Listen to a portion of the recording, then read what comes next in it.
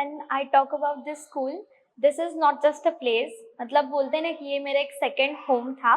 From Sudhakar Jadhavar sir to Shardul sir, our beloved Parekh ma'am and also our principal Sawant ma'am, इन सभी ने आज मैं जो साक्षी करके हूँ वो साक्षी बनाने में बहुत ज़्यादा मदद की है.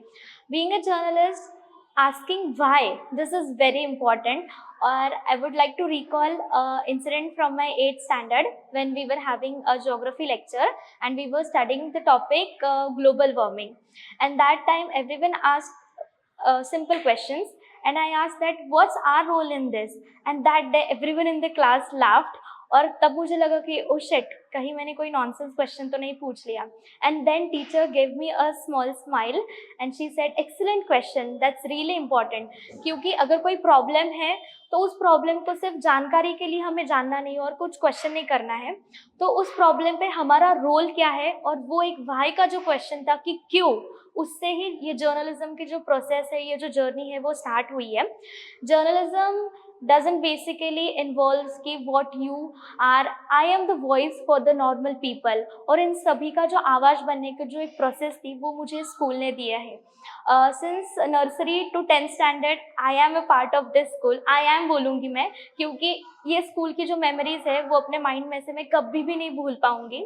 From our assembly to the attendance, और जो मस्ती करते थे आज भी मेरे माइंड में स्कूल की वो जो असेंबली में या फिर रिसेस में जो बेल बजती थी ना, वो आज भी याद है. हमारे जो शार्दुल सर थे वो मुझे बार बार बोलते थे कि साक्षी आज हमारा ये प्रोग्राम है, वो प्रोग्राम है, उसमें तो पार्ट ले.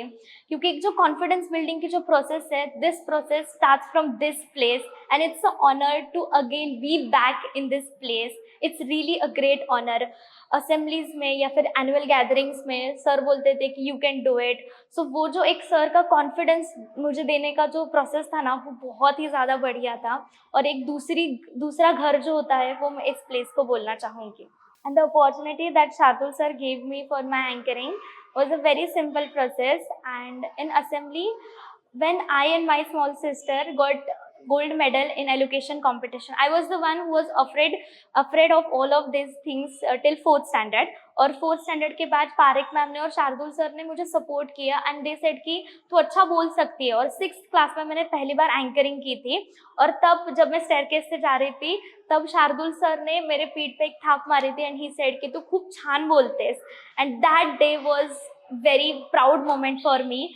एंड अगेन इस प्लेस पे आने के बाद मुझे वो दिन याद आता है कि यस, शार्दुल सर ने जो कहा था वो एक बहुत ही सही बात थी.